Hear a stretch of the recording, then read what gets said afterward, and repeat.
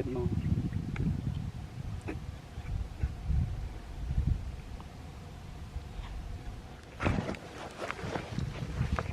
có con cổng đây gì này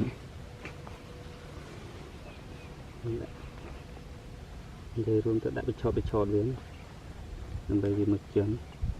nhìn đấy cho nó phá nước màu bò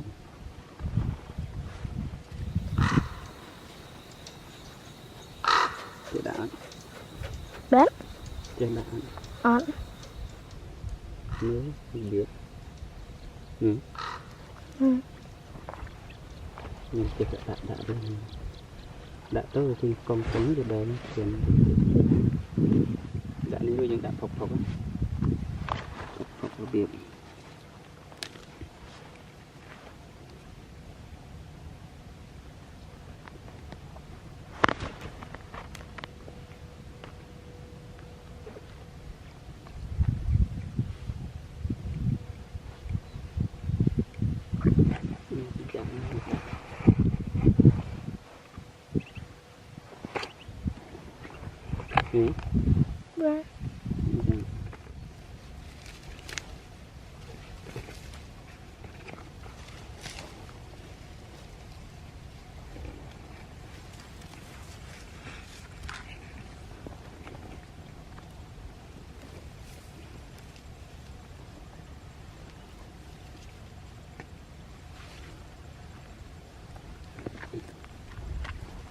đã thân hình lọc đã tập ăn nắng hà đây được về thì đại chọn là nhiều vạp móp lùng chuột tật đèn đó là này thì rút á vâng những rút mỏ là cái đòn ban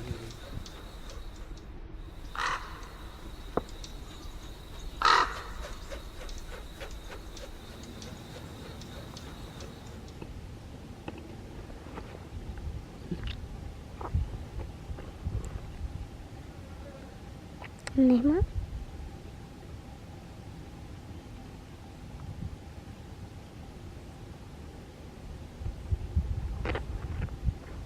người ta cần thay đã làm cái gì đã nâng lên này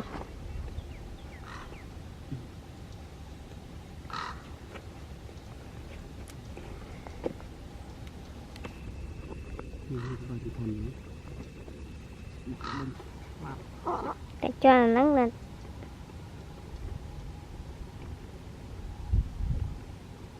không cái được kè này chưa đó bất nhiên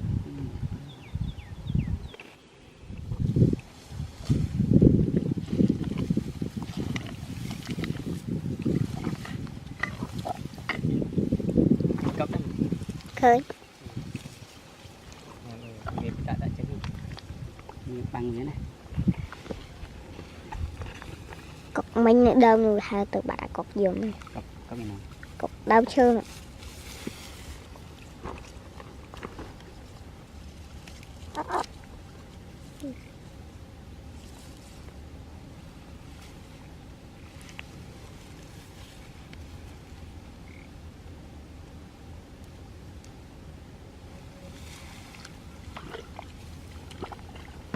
cha nó quỷ cha đọc cái con đó đằng á cha thành đó mình khăn cái tầng mòn gì là cọc dùng lỡ đang chơi cái này ảnh nữa phải dạ đâu mà nữa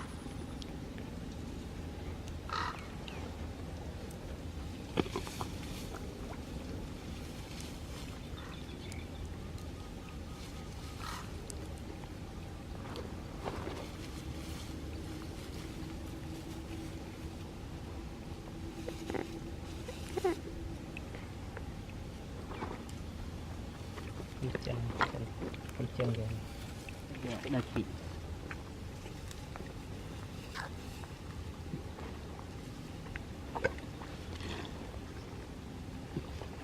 đã bắn nước bán mà nữa cái mình có lo nhỉ thằng cái khi đọc nhắn là cái Cà chua là cái đọc chuột trọt bao nhiêu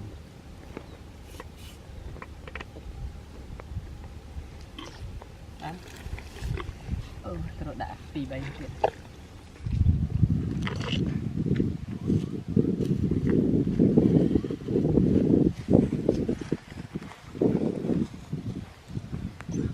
cục rồi mà đây không anh ở đó nhưng đã là nắng muối vậy.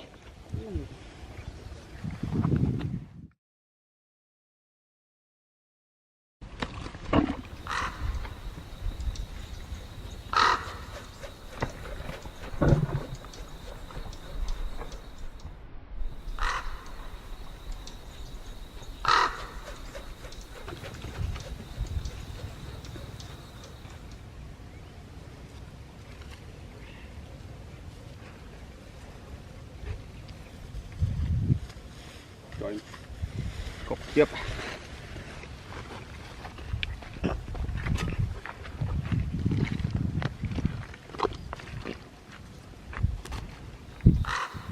Người rốt người bụp cái thôn gì á và ta sơ tấu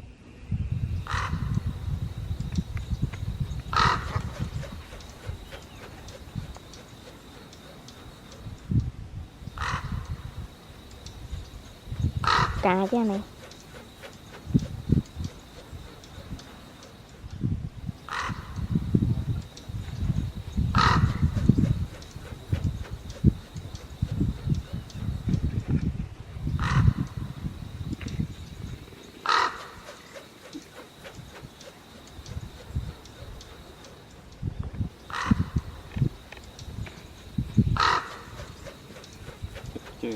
Chập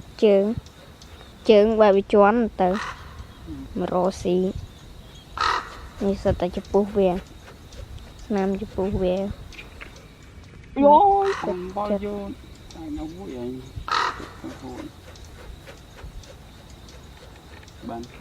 ban cục chất lại nha nó đặt ban là muối nó đừng ngặt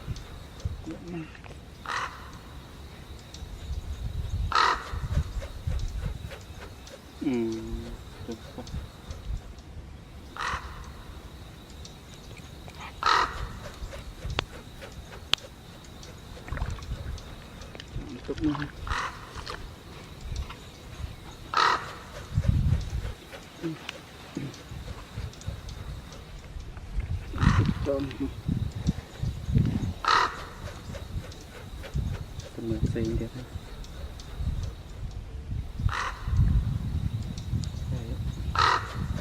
cho những quý lại vừa rốt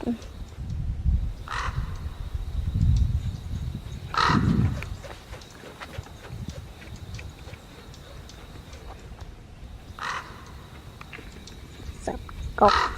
co clay tiếp co về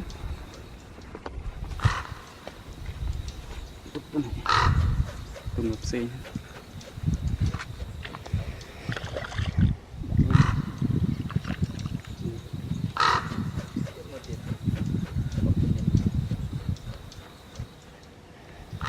số ban 10 tiệt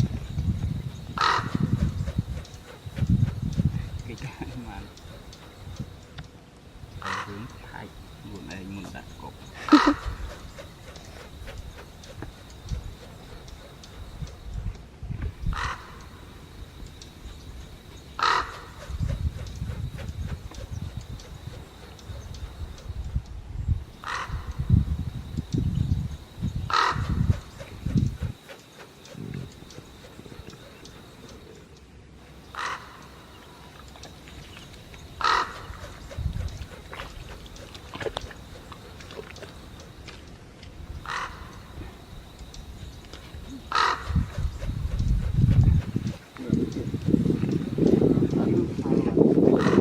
Hà bạn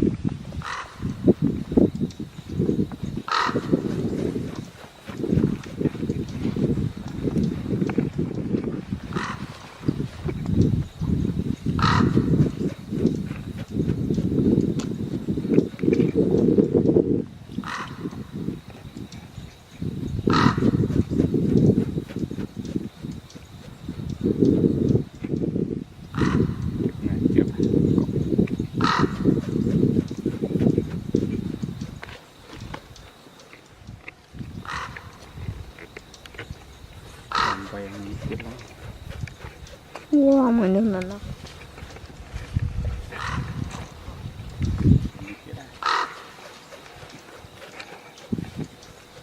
Từng gặp ấy. Từng.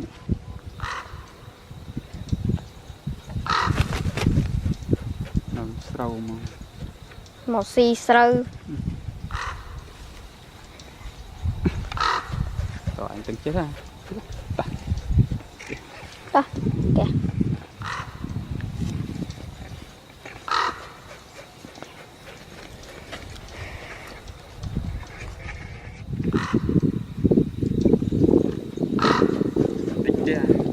Ê, đã.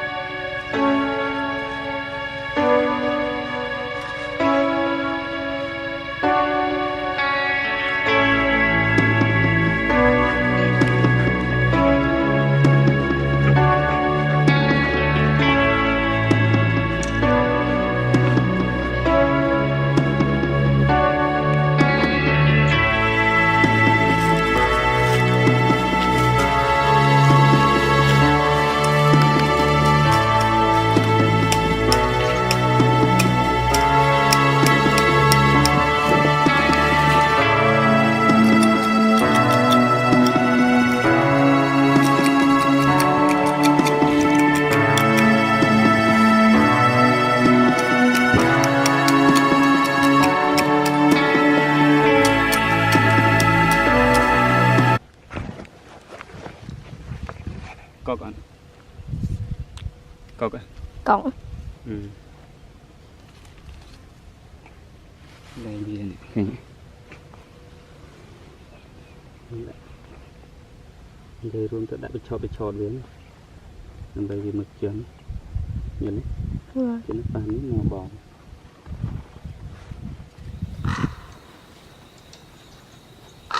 Cái đã. Đấy. Trên đã. Ăn. Nếu không biết. Ừ. Ừ. Mình chỉ đã đây. Đã tới thì con sống rồi đây nó chuyển. Đã đi bây giờ យើងដាក់ផុករបៀប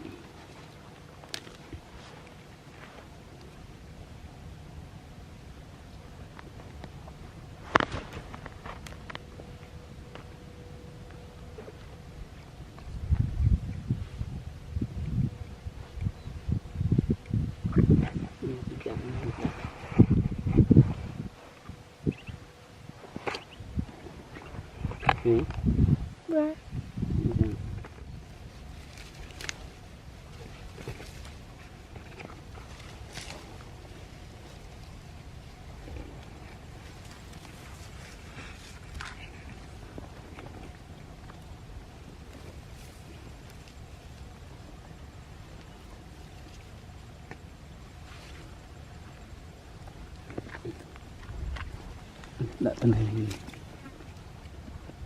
ឡប់ ដាក់ទៅប៉ុណ្ណឹងហើយពាក់ក្នុងនេះ ដល់ពេលវាដៃជន់ទៅនេះ វាបមក បាប់មកលុងជោគទឹក តែដល់នេះវារុក បាទ ហ្នឹងវារុកមកហ្នឹងទៅដល់បាន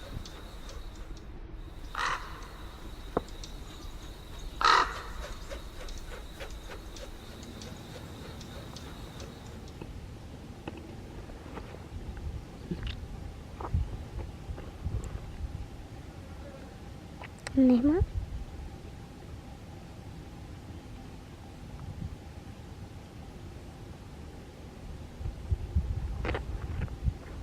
Ê, nhật đại sẽ người ta cân thay rồi đặt lại cái này sẽ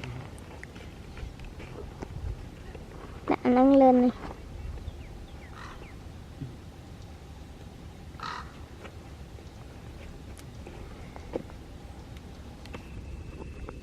bao nhiêu thằng nữa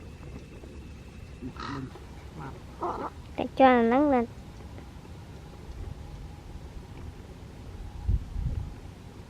thông tin ở được វារស់នេះបបវាធ្ងន់វាវាតើសូវទៅ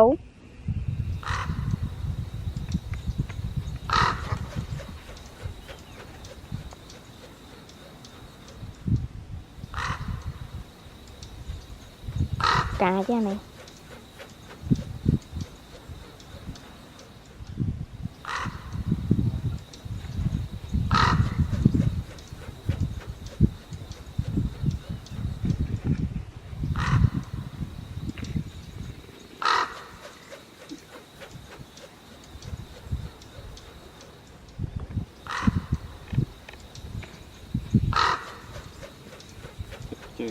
Kẹp chướng và bị choán từ mà rô xí như sao ta chụp bút về nam chụp bút về Ôi, không bao nhiêu ai nó vui anh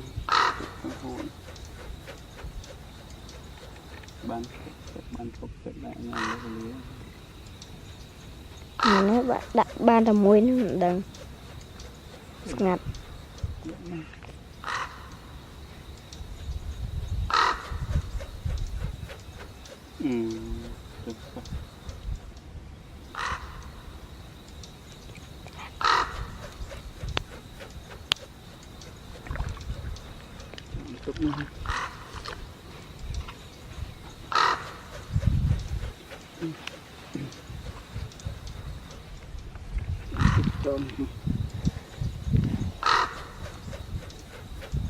mình xinh đẹp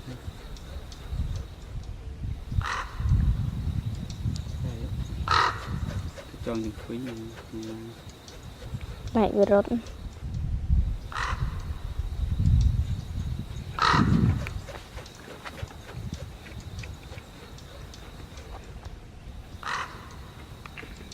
sắp cọc co clay tiếp co về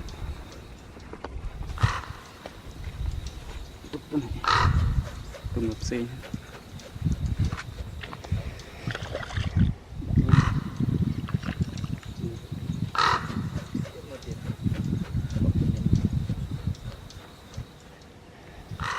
số ban 10 tiệt cái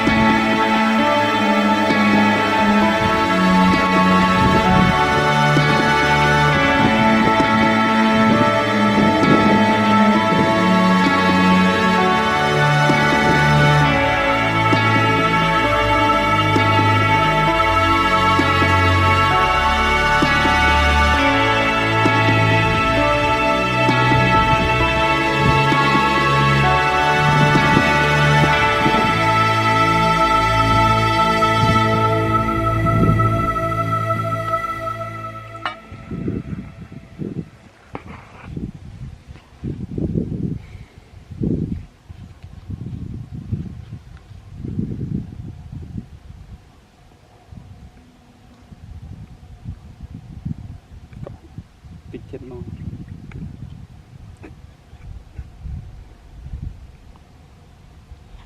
cái này chưa đó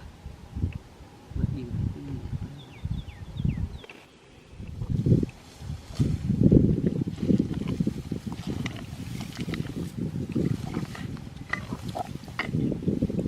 cấp đấy khơi nghiệp đã chơi bằng thế này cọc mình đâu người hai từ bà đã cọc dùng cọc có cái nào cọc đau trơn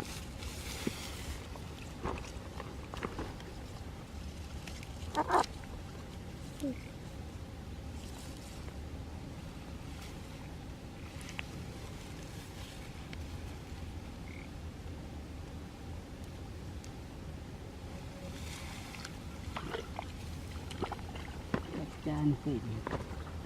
chặt đắp cái con đỏ đằng á cha thành đó mình khăn cái tầng mòn gì là cọc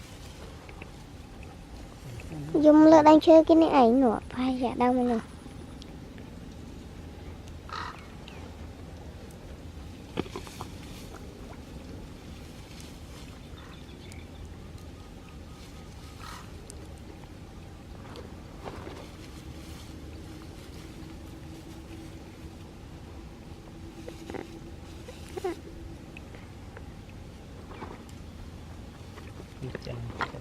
con chân kìa đây chị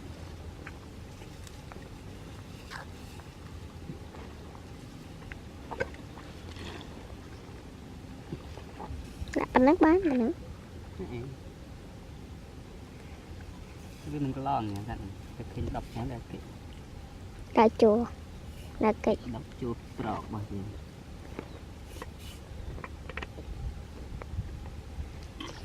trọ đã tì bay chuyện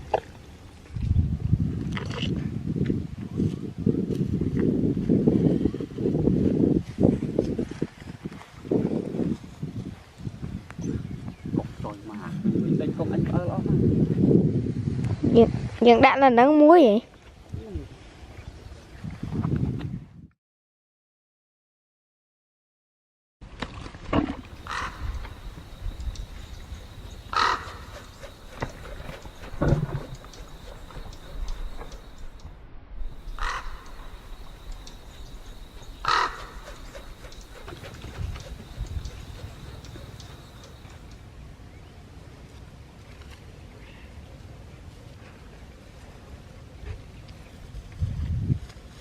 rồi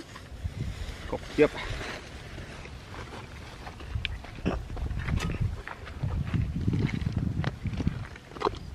đích chưa cột ấy đã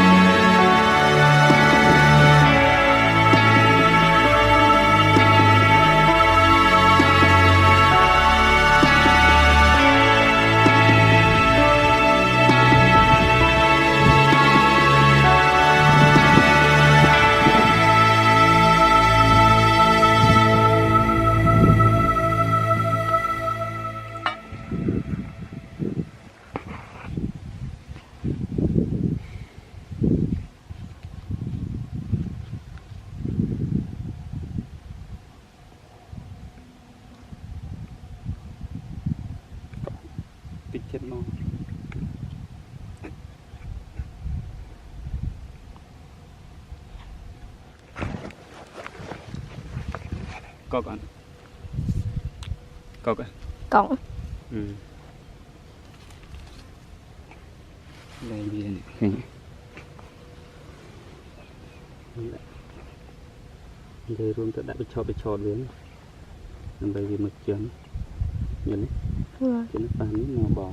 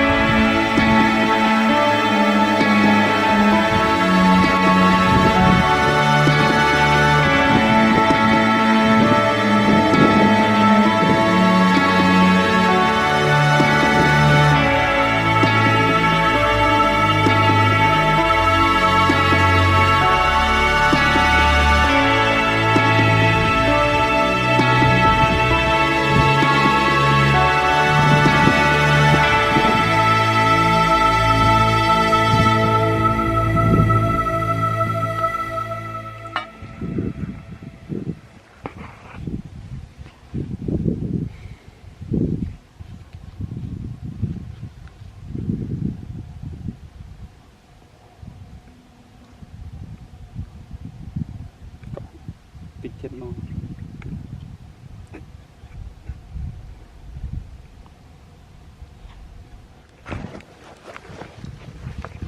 cọc ăn cọc á cọng đây gì này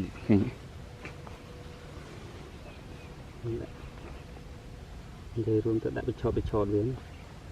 làm bởi vì mực chấn nhìn đấy cho nó phản màu bò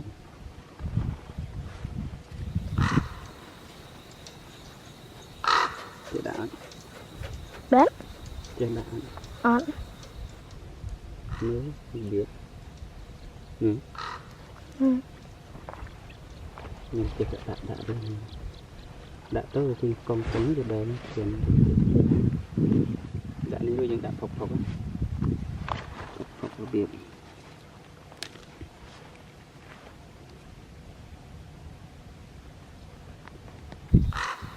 người rốn người bập cái thôn gì á và ta sơ tấu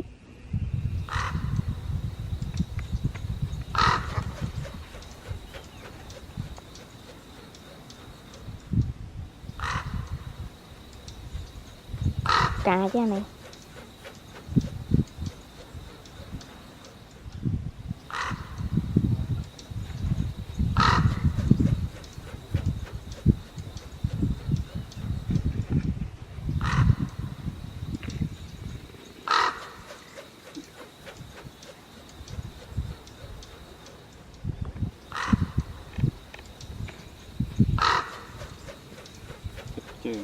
kẹp chừng và bị choán từ mà rô xí như sao ta chụp bút về nam chụp bút về ôi còn bao nhiêu nó vui anh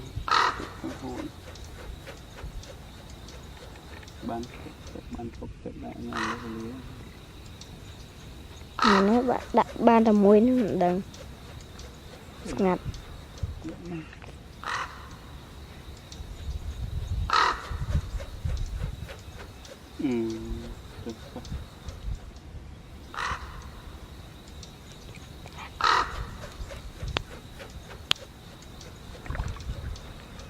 Tốt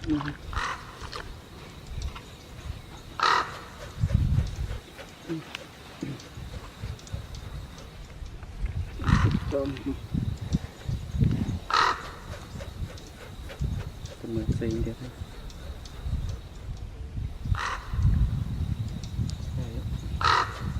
cho những quý lại vừa rốt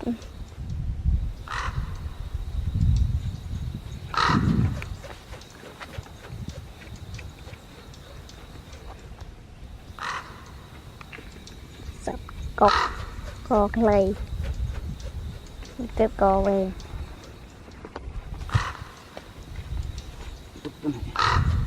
tầm 10 xí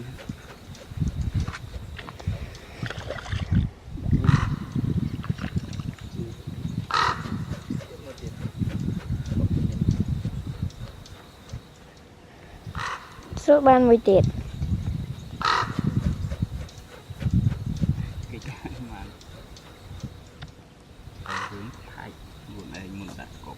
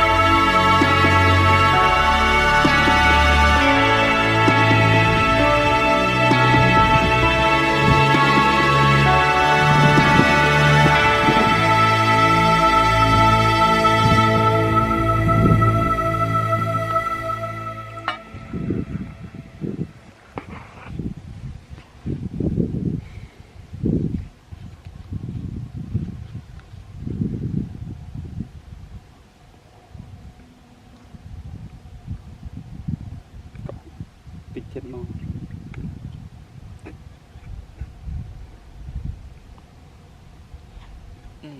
chưa đó vẫn đi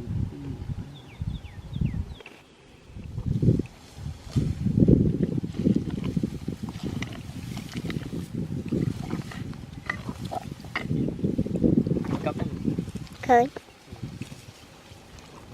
nghiệp đã chết nghiệp bằng thế này cọc mình đâu người hai từ bà cọc dùng này có cái nào cọc đau chưa nè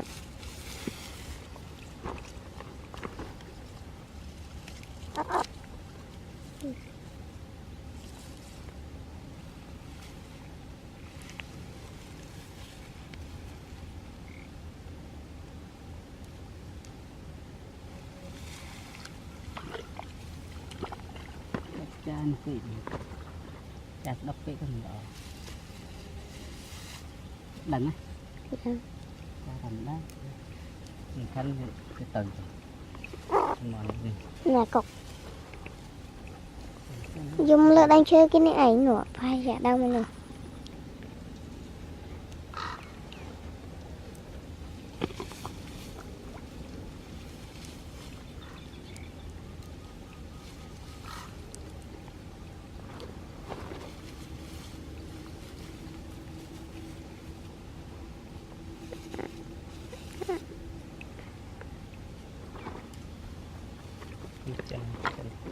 chân rồi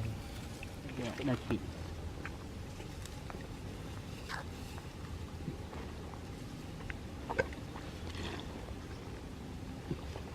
là ăn nước bán mà nữa cái mình có lo nhỉ rằng cái khi đọc nhắn là cái cà chua là cái đọc chua trọ bao nhiêu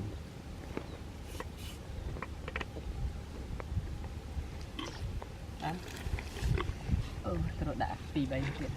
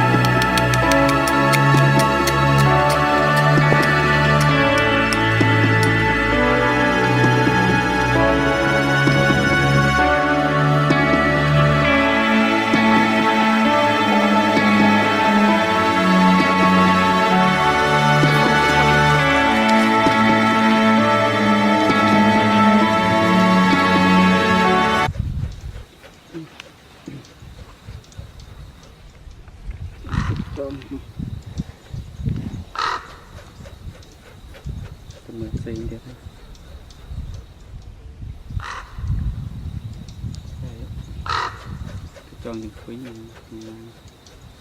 lại vừa rốt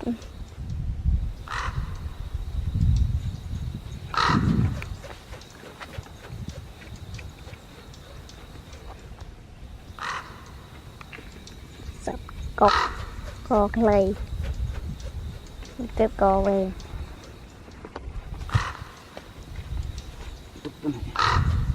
tôm ngập xi